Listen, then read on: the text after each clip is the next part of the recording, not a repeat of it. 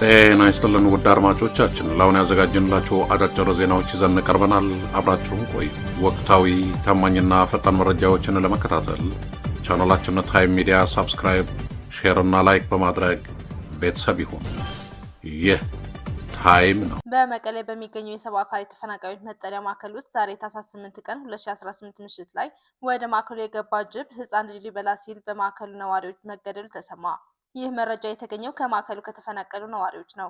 ማዕከሉ የአጥር እጦት በመኖሩ ምክንያት ጅቦች በተደጋጋሚ ወደ ውስጥ እየገቡ ነው። በዚህ ሳቢያ ህፃናት፣ ሴቶች እንዲሁም አረጋውያን ወላጆች በከባድ ፍርሃትና ስነ-ልቦናዊ ጉዳት ውስጥ እንደሚገኙ ነዋሪዎቹ ይገልጻሉ። ከዚህ ቀደምም ወደ ማዕከሉ የገቡ ጅቦች ሁለት ህፃናትን ለአደጋ ያጋለጡ ሲሆን አንድ ህፃን ለሞት ሲዳረግ አንዲት ህፃን ደግሞ ከባድ ጉዳት እንደደረሰባት ይታወሳል። በወቅቱ ህፃን ናውድ በአውሬ ተበልቶ ከሞተ በኋላ ተፈናቃዮች የሰብአዊ አካል መጠለያ ማዕከል ዙሪያውን የሚያጥር አጥር እንዲገጠምለትና የተፈናቃዮች ደህንነት እንዲረጋገጥ የሚመለከታቸው አካላት ዘላቂ መፍትሄ እንዲያመጡለት ለትግራይ አስተያየት ሲሰጡ ተማጽነው እንደነበር ይታወሳል። በሌላ በኩል ተፈናቃዮቹ በፕሪቶሪያ ስምምነት መሰረት ወደ ቀያቸው እንዲመለሱና ከችግራቸው በዘላቂ እንዲገላገሉ በተደጋጋሚ እየጠየቁ መሆናቸው ይታወቃል።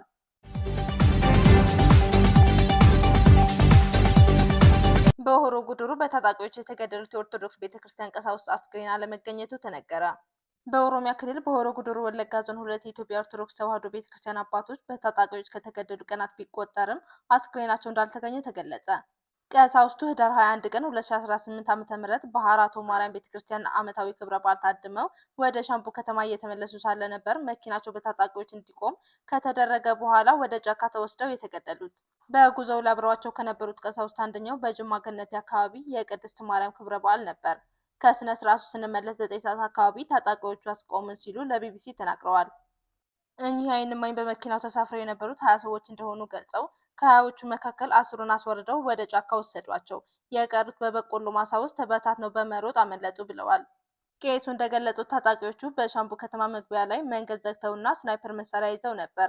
ወደ ጫካ አካባቢ ከተወሰዱት ቀሳውስት መካከል የሆሮ ጉዱሩ ወለጋ ሀገረ ስብከት ስራ አስኪያጅ፣ ህጻናትና መዘምራን እንደሚገኙበት ተናግረዋል። ከቀሳውስቱ መካከል ሁለቱ ታግተው መለቀቃቸውን የዓይን እማኙ ገልጸዋል። ቄስ ዱጉማ ዱፋና ቄስ ደሳሌ ነሞምሳ ደግሞ መገደላቸው የተገኘው መረጃ እንደሚያመለክት አክለዋል።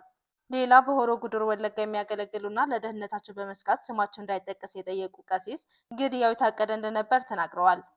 ከታገቱ በኋላ እንዲለቀቁ ለመጠየቅ ቤተሰቦቻቸው ስልክ ደውለው እንደማይለቋቸውና አስክሬናቸውንም እንደማይሰጡ ታጣቂዎቹ ገልጸዋል ብለዋል።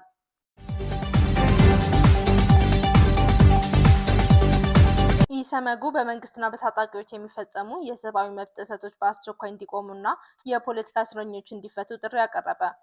የኢትዮጵያ ሰብአዊ መብቶች ጉባኤ በሀገሪቱ የተለያዩ አካባቢዎች በመንግስትና መንግስታዊ ባልሆኑ አካላት የሚፈጸሙ የሰብአዊ መብት ጥሰቶች እንዲቆሙ፣ ግጭቶች በውይይት እንዲፈቱና የፖለቲካ እስረኞች እንዲፈቱ የሰብአዊ መብት ቀንን አስመልክቶ ባወጣው መግለጫ አሳሰበ። ኢሰመጉ የሰብአዊ መብቶች ቀን በሚከበርበት በዚህ ወቅት በሀገሪቱ በተለያዩ ክፍሎች ውስጥ ልዩ ልዩ የሰብአዊ መብቶች ጥሰት በመንግስትና መንግስታዊ ባልሆኑ አካላት እየተፈጸሙ ይገኛሉ ብሏል። በሀገሪቱ የተወሰኑ ክፍሎች ባለው ግጭት በሰዎች ላይ በሚፈጸሙ ጥቃቶች ምክንያት በርካቶች ለሞት፣ ለአካል ጉዳት፣ ለእገታ፣ ለመፈናቀልና ለንብረት ውድመትና ሌሎችም ዘርፈ ብዙ የሰብአዊ መብቶች ጥሰቶች ተጋልጠዋል ሲልም አክሏል። ኢሰመጉ በመግለጫው ምንም እንኳን የሰሜኑ የኢትዮጵያ ግጭት በፕሪቶሪያ ስምምነት ቢቆምም ተፈናቃዮችን ወደ ቀድሞ ቀያቸው ከመመለስ፣ ትጥቅ ከማስፈታት ወይም ዲዲአር እና ከሽግግር ፍትህ ጋር ተያያዙ ነጥቦች ሙሉ በሙሉ ባለመተግበራቸው ዜጎች አሁንም ለችግር መጋለጣቸውን ጠቁመዋል። መንግስት የዜጎችን መብት በማክበርና የማስከበር ህገ መንግስታዊ ግዴታውን በአግባቡ ባለመወጣቱ ምክንያት በሀገሪቱ ሰብአዊ መብቶች አያያዝ ላይ የሚፈለገውን መሻሻል ሊታይ እንዳልቻለ የጠቆመው ድርጅቱ በዚህም በአማራ ክልልና በኦሮሚያ በተወሰኑ አካባቢዎች ቀጥሎ ባለው ግጭት ከፍተኛ የሆኑ የሰብአዊ መብቶች ጥሰቶች ተባብሰው ቀጥለዋል ብሏል።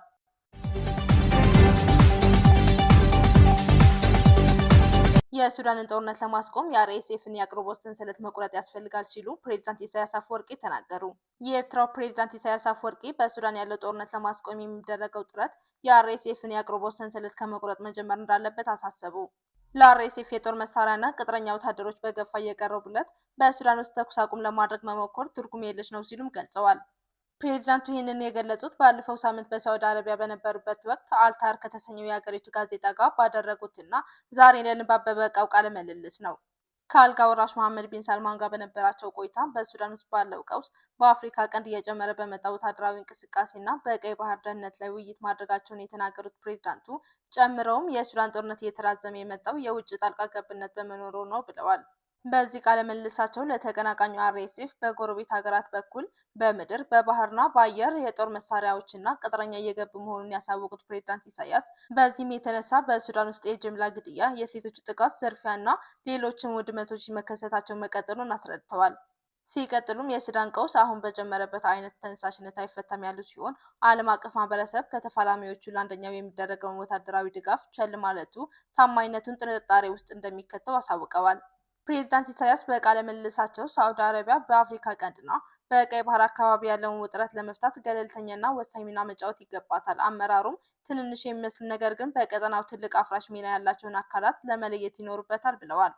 ከመሐመድ ቢን ሰልማን ጋር በነበራቸው ቆይታ በሱዳን ጉዳይ በቂ ቁጥጥር ያልተደረገባቸው የውጭ ጣልቃ ገብነቶች በተመለከተ በዝርዝር መወያየታቸውንም አሳውቀዋል። ይህ በእንዲህ እንዳለ ጀነራል አልቡርሃን በሪያድ ከአሜሪካ ከፍተኛ ባለስልጣን ጋር ተወያዩ። የሱዳን ወታደራዊ መሪ የሆኑት ሌተናል ጀነራል አብዱልፈታህ አልቡርሃን ሳዑዲ አረቢያ መሄዳቸውን ትናንት መዘገባችን ይታወሳል። በዚያም አልጋ ወራሽ መሐመድ ቢን ሰልማንን ጨምሮ ከሳዑዲ ከፍተኛ ባለስልጣናት ጋር ውይይት ማድረጋቸውን መገለጹ አይዘነጋም። ይሁንና ይህንን ውይይት አድርገው ከወጡ በኋላ አንድ ያልጠበቁት እንግዳ አጋጥሟቸዋል። ሱዳን ትሪቢዩን እንደዘገበው በሪያድ የጠበቃቸው የፕሬዝዳንት ትራምፕ የአፍሪካና መካከለኛ ምስራቅ ከፍተኛ አማካሪ የሆኑት ማሳድ ቡሉስ ናቸው። አልቡርሃን ከጥቂት ሳምንታት በፊት በሰጡት መግለጫ ማሳድ ቡሉስ የሱዳንን ቀውስ እያባባሰ ነው፣ እጁን ከሱዳን እንዳያንሳ የሚል ጠንከር ያለ መልእክት ማስተላለፋቸው ይታወሳል። ነገር ግን ትላንት በሪያድ ከማሳድ ቡሉስ ጋር ተገናኝተው ለመነጋገር መገደዳቸውን ዘገባው አሳውቋል። ዲፕሎማቲክ ምንጮችን በዋቢነት የጠቀሰው ዘገባው አልቡርሃን ከማሳድ ቡሉስ ጋር ያደረገው ውይይት ከፍተኛ የሰብአዊነት ቀውስ ባለባቸው ዳርፋርና ኮርዶፋን ግዛቶች እርዳታ የሚደርስበት ሁኔታ ላይ ያተኮረ እንደሆነ ገልጿል። እነዚህ ሁለት ግዛቶች አሁን በተቀናቃኙ ፈጥኖ ድራሽ ኃይል ቁጥጥር ስር ቢሆኑም አሜሪካና አውሮፓ ህብረት ሰብአዊ እርዳታ ማስገባት መጀመራቸውን ይታወቃል።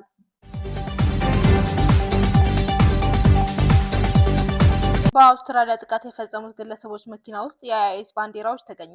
በአውስትራሊያ ሲድኒ ከተማ ቦንዲ ባህር ዳርቻ አካባቢ በታጣቂዎች መኪና ውስጥ ሁለት የአይኤስ ባንዲራዎች መገኘታቸውን አንድ ከፍተኛ ባለስልጣን ለአውስትራሊያው ኤቢሲ ኒውስ ተናግረዋል። ከቦታው በተነሱ ምስሎች ባንዲራው በመኪናው ግርጌ ላይ ይታያል ሲል ብሮድካስተሩ ዘግቧል። ከታጣቂዎቹ አንዱ የሆነው ናቪድ አክራም ከዚህ ቀደም በሲድኒ ከሚገኝ የአይኤስ ሽብር ቡድን ጋር ያለውን የጠበቀ ግንኙነት በምርመራ ለመረዳት ተችሏል። የአውስትራሊያ ጠቅላይ ሚኒስትር አንቶኒ አልባኒሲ አክረም ለመጀመሪያ ጊዜ የባለስልጣኖችን ትኩረት ያገኘው በጥቅምት ወር 2019 ነው። ነገር ግን ግምገማ በተደረገበት ወቅት ምንም አይነት ቀጣይ ዛቻ ወይም ጥቃት ውስጥ እንደሚሳተፍ የሚያሳይ ምንም ምልክት የለም ብለዋል። በተጨማሪም የአውስትራሊያው ኤቢሲ እንደዘገበው የጸረ ሽብር ፖሊሶቹ ሁለቱም ታጣቂዎች አክራምና አባቱ ሳጅድ ለአይኤስ አሸባሪ ቡድን ታማኝነታቸውን አሳይተዋል። የቦንድ የባህር ዳርቻ ጥቃትን ተከትሎ የአውስትራሊያ የቀድሞ ጠቅላይ ሚኒስትር ቶኒ አቦቶ ለሀገሬ የውርደት ቀን ነው ብለዋል። ከኦክቶበር 7 ጀምሮ በዓለም ዙሪያ በአይሁዶች ላይ የሚፈጸመው አስከፊ ግፍ ቀጥሎ አውስትራሊያ ውስጥ መፈጸሙ እንደ አውስትራሊያዊ አስደንግጦኛል ብለዋል ያለው ዳጉ ጆርናል ነው። ውድ አድማጮቻችን ለአሁን ያልናቸው አጫጭር ዜናዎች እነዚህ ነበር። በቀጣይ እስከምንገናኝ ሰላም በያላችሁበት። ለተጠናቀረው ዘገባ መቅደስ አድማሱ ነኝ ለታይም ሚዲያ አዲስ አበባ።